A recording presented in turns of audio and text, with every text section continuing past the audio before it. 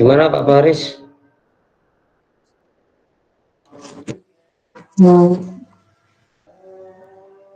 Bisa Pak Faris? Oke. Oke. Sampun, oke. Langsung saja pun nggih, boten usah dimoderatori atau moderator Pak Ketua. Silakan. Monggo Pak. Kalau punya siapa aja sih? Pak. Waalaikumsalam warahmatullahi wabarakatuh.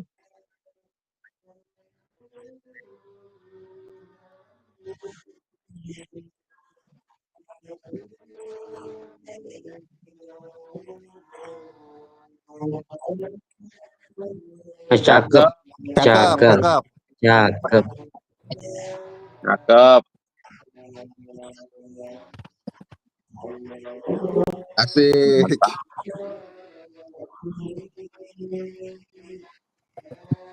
Oke, sebentar. Terima kasih. Moderator handal kami di kelompok 6. Izin Bapak Ibu. Assalamualaikum warahmatullahi wabarakatuh. Waalaikumsalam. Bapak Ibu, ini giliran kelompok kami untuk sebentar saya menyiapkan slide terlebih dahulu. Jangan lupa di-record loh ya. J, siap.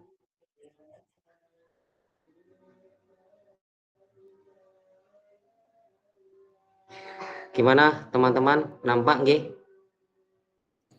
Sudah. Oke. Nah, Bapak Ibu, terima kasih atas kesempatannya. Baik di sini mungkin kelompok 6 kami namakan kelompok barber, yang artinya kelompok belajar dan berbagi. Nah, di sini tentu yang ingin saya sampaikan bukan berarti saya ini yang paling pandai dan paling handal di kelompok 6. Tapi memang kesepakatan kelompok kita coba berbagi peran tentu seperti itu. Nah, saya mewakili ini Bapak Ibu di kelompok 6. Mungkin mengawali dari kegiatan presentasi kami terkait tujuan kesehatan lingkungan nggih. Sebetulnya lebih elok kelompok 5 dulu ini Bapak Ibu ya. Akhirnya kita akan berjalan mundur nantinya karena kan di kelompok 5 dengan judul kesehatan lingkungan baru ketujuan kesehatan lingkungan. Bapak Ibu sekedar mengawali masih ingat di otak saya terkait Undang-Undang Nomor 3 Tahun 2005 ya. Jadi di sana menyebutkan bagaimana PJOK ya yang dicanangkan oleh pemerintah. Nah, kemudian kita coba merubah paradigma kita. Ini sekedar berbagi saja Bapak Ibu ya. Kita meyakinkan kembali. Saya yakin Bapak Ibu masih mengingat itu. Saya coba merefresh kembali seperti itu dan juga sebagai muhasabah bagi saya pribadi. Nah, di UU nomor 3 2005 tersebut kita sudah jelas ya Bapak Ibu bagaimana paradigma yang dilakukan kita mampu memilah antara penjaskes ya pendidikan jasmani, kesehatan dan olahraga. Nah, di sana redaksi yang masih saya ingat bagaimana pendidikan jasmani itu adalah bagian integral dari pendidikan keseluruhan yang menggunakan aktivitas jasmani, yang menggunakan aktivitas fisik untuk menuju pendidikan pada umumnya. Nah, Bapak Ibu, sebetulnya pendidikan pada umumnya ini kalau kita mengarah ke undang-undang tersebut, kita harus mengingat kembali bahwasanya di Undang-Undang Nomor 20 2003, nah ini sangat berkaitan Bapak Ibu, di mana di sana ada dua fungsi Bapak Ibu ya, ada dua fungsi, ada dua opsi, ada dua choice. Yang pertama memang ada fungsi dan pilihan. Nah, fungsi di sana adalah mengembangkan kemampuan peserta manusia dalam mencetak watak bangsa yang bermartabat dalam rangka menjalankan kehidupan bangsa. Itu yang fungsinya Bapak Ibu. Bapak Ibu silakan boleh cek kembali redaksi ini. Terus kemudian dengan tujuan mengembangkan kemampuan atau potensi peserta didik dalam rangka mencerdaskan dalam rangka menjadi manusia beriman bertakwa kepada Tuhan Yang Maha Esa dan berakhlak mulia. Kemudian sehat. Nah ini Bapak Ibu ya, nanti kita akan bahas kenapa kok ada sehat ya. Cakap, kreatif, mandiri, mempunyai sikap demokratis dan serta tanggung jawab. Kata sehat di sini Bapak Ibu memang di profil pelajar Pancasila kemarin itu tidak dicantumkan ya Bapak Ibu. Nah, memang digadang-gadang di deep learning itu nanti akan dicantumkan menambahkan 8 profil lulusan, yaitu ada kewarganegaraan dan kesehatan seperti itu. Ini hanya sekedar awal saja ya Bapak Ibu. Nah, tidak membutuhkan waktu banyak Bapak Ibu ya, presentasi yang saya lakukan selama 10 menit. Nah, di sini Bapak Ibu mengapa saya memilih ya seperti itu ya, saya memilih tujuan pemilihan kesehatan lingkungan. Tadi banyak di awal dari kelompok 1 sampai 3 ada WHO seperti itu ya. Nah, ini adalah program kerja WHO, saya mengambil dua program kerja. Nah, ini adalah yang pertama Bapak Ibu ya, yang pertama di dalam program kerja tersebut. Nah, memang tentu WHO di sini kita sudah paham bagaimana singkatannya, World Health Organization, terus kemudian yang bermarkas di Jenewa, Swiss, seingat saya ya, yang didirikan tahun 1948 seperti itu. Nah, sejujurnya di sini mengapa saya mengambil di dua program, karena mengingat seperti itu tujuan pemilihan kesehatan lingkungan di sini pada intinya ini Bapak Ibu ya, yang bisa melihat kesehatan jalur yang benar dan membantu sistem perawatan kesehatan bersiap di menghadapi tantangan masa depan. Nah, di sini maksudnya tantangan masa depan yang seperti apa ya, seperti itu ya. Itu tantangan masa depan yang di sini yang dimaksud adalah saya coba mengutip saja ya Bapak Ibu, salah satunya adalah keinginan WHO ya secara mendunia tentunya adanya percepatan aksi air bersih seperti itu. Terus kemudian adanya integrasi kesehatan di semua lini, terus kemudian ada aksi global untuk menghindari polusi udara seperti itu. Terus kemudian Bapak Ibu, saya coba lanjut di sini. Nah, di sini Bapak Ibu saya coba mencantumkan ya. Jadi di sini saya mengambil dari empat buku dari maksud saya dari slide yang saya akan saya sampaikan. Namun di buku Winarno di sini lebih kompleks seperti itu, yang pernah saya pelajari ya, yang pernah saya pelajari ketika tahun 2021 di IKM pernah saya pelajari. Nah, di sini coba saya spilkan sedikit saja Bapak Ibu ya. Di buku Wirnarno di hubungan lingkungan dan kesehatan di sini Bapak Ibu jelas menyebutkan bahwasanya bagaimana hubungan lingkungan dan kesehatan ini bisa dilakukan secara relevan. Misal contoh gitu ya, untuk mencegah penyakit gitu. Terus kemudian bagaimana meningkatkan kualitas hidup, terus kemudian menjaga ekosistem dan kemudian mendukung aktivitas sehari-hari. Nah, terus kemudian bagaimana dengan buku Syahrir Bapak Ibu ya.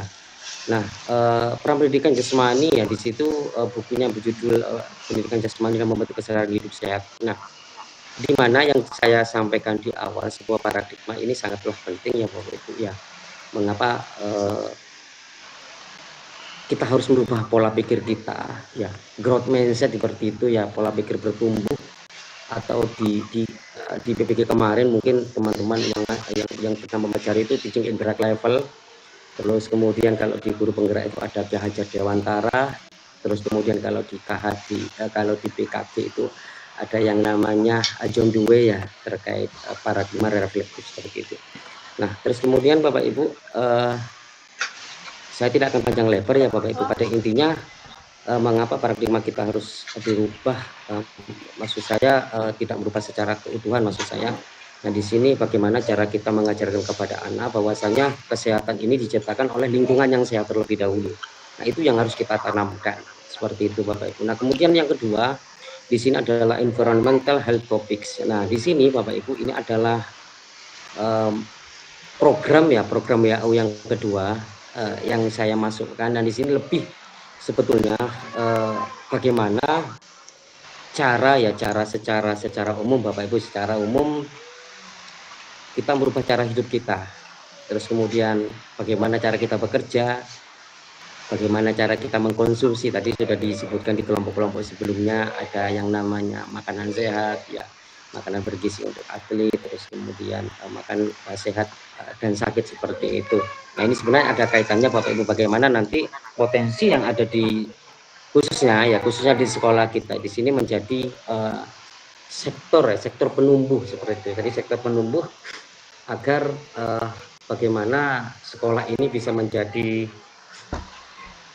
sentral kesehatan yang mulai dari sejak dini. Kalau di SD seperti itu, ya anggap saja bisa dari PAUD ya lebih atau ke TK seperti itu Bapak Ibu. Nah, terus kemudian Bapak Ibu, nah di sini lebih ke tujuan utama kesehatan ya Bapak Ibu ya. Di sini ada 4 yang ingin kami sampaikan.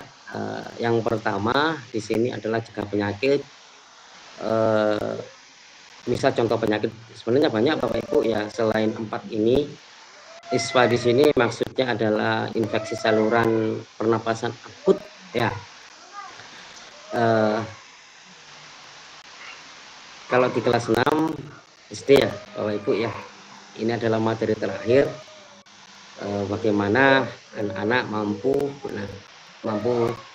untuk mengetahui ya apa saja penyakit menular tersebut dan bagaimana cara mencegahnya seperti itu Bapak Ibu.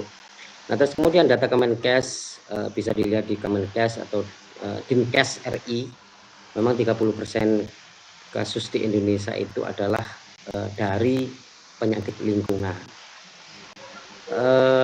Mohon maaf Bapak Ibu ya, terburu-buru karena 10 menit seperti itu. Saya maksimalkan waktu yang diamankan oleh teman-temannya. Ini adalah tujuan utama Bapak Ibu.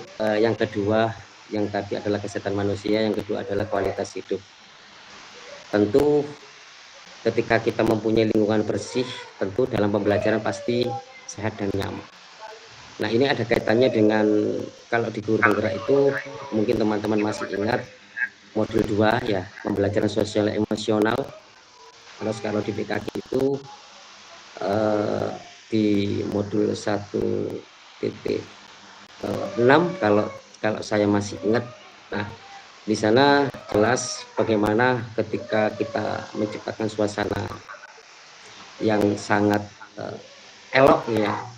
Misal pembelajaran sangat nyaman, tentu kita harus menciptakan lingkungan bersih terlebih dahulu. Nah, di sini lebih ke manfaatnya secara umum Bapak Ibu ya, kurangi stres, tingkatkan kualitas udara, mendukung kesejahteraan. Nah, ini tidak bisa menjadi patokan ya Bapak Ibu ya, karena dari pengalaman saya pribadi masih minim Bapak Ibu ya. Saya baru mutasi 2 SD.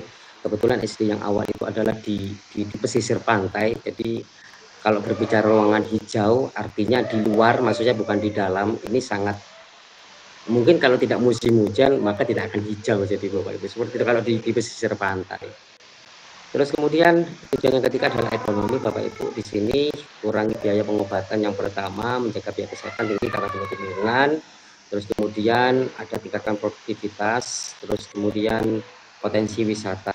Nah, terus kemudian ada tujuan utama yang keempat adalah sosial dan budaya. Nah, ini Bapak Ibu yang saya sebutkan tadi di Undang-Undang Nomor 20 tahun 2003 bahwasanya gotong royong kemarin tidak ada di Pelajar Pancasila ya Bapak Ibu ya. Nah, di sana mempunyai sifat demokratis dan bertanggung jawab.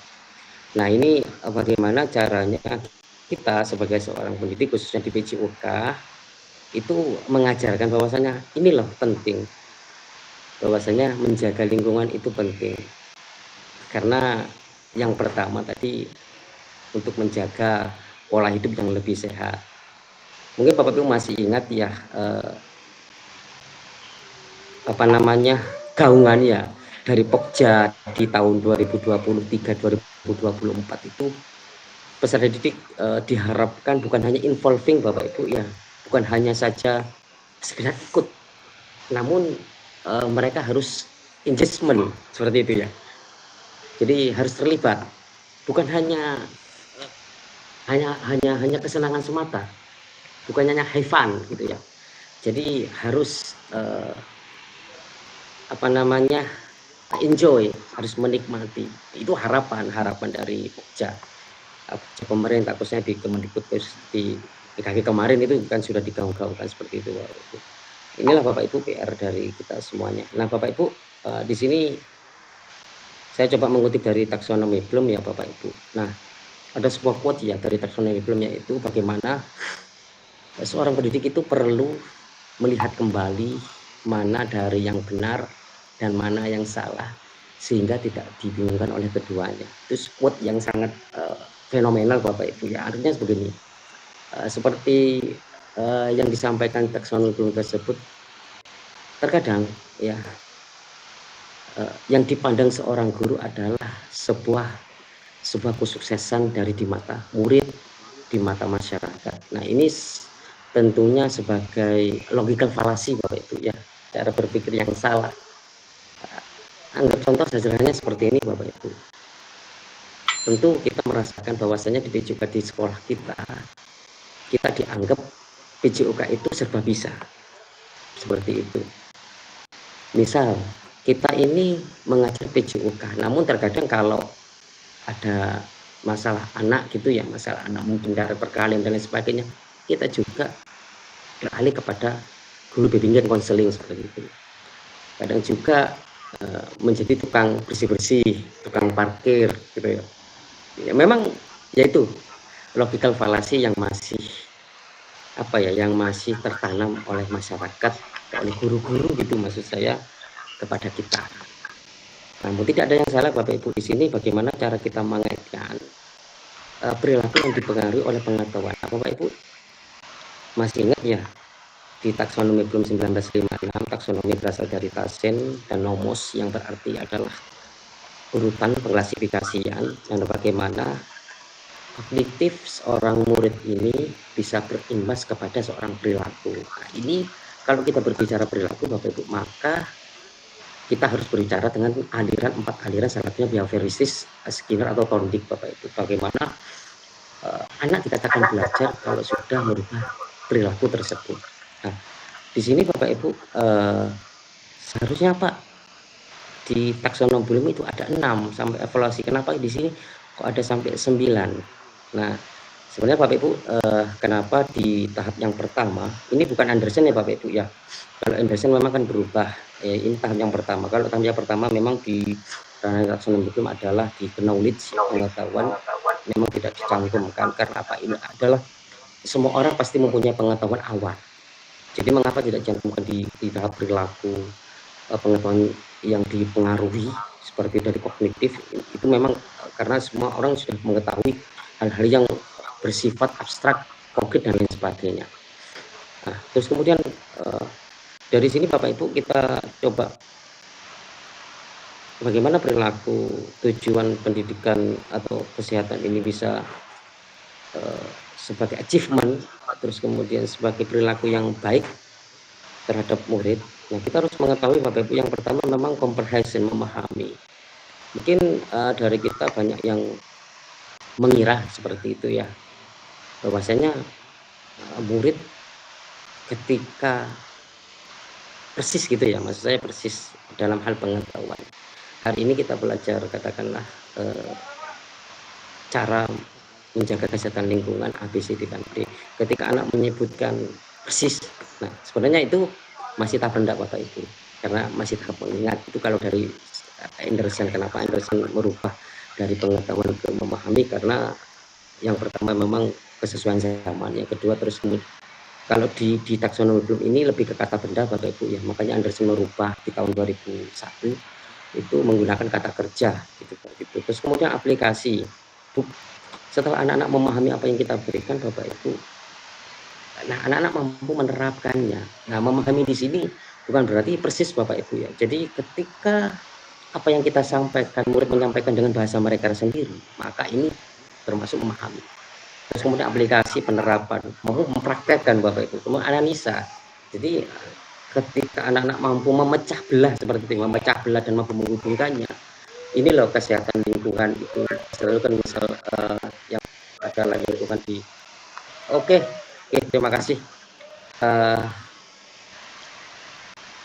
Oke, Bapak Ibu, mungkin itu yang bisa saya sampaikan di kelompok 6. Mohon maaf. Mohon maaf Bapak Ibu ya, karena saya tidak bisa mengelola gaya saya seperti Muska Muston ya. Ini adalah gaya saya. Jadi ya inilah saya gitu. Saya tidak bisa membuat lebih cepat atau lebih lambat seperti itu. Ngapunten Bapak Ibu, mungkin itu presentasi dari kelompok 6 yang banyak kekurangan, masih ada banyak nah ini Bapak Ibu ya. Namun tidak tidak mengganggu, maksud saya tidak menghormati ada hal-hal yang mungkin saya sampaikan tadi kurang berkenan kepada jenengan, mohon maaf yang sebesar-besarnya. Dari saya kembalikan ke moderator. Terima kasih. Wih, luar biasa, berikan tepuk tangan dulu buat Ketua Bapak Zainul Mustafa. Luar biasa sekali presentasinya pada malam hari ini ya. Bikin kita sejenak fokus memperhatikan sampai kita semua lupa waktunya ternyata sudah mau habis. Ketua, Ya. dilanjut Ketua kelompok berikutnya. Langsung aja kelompok berikutnya.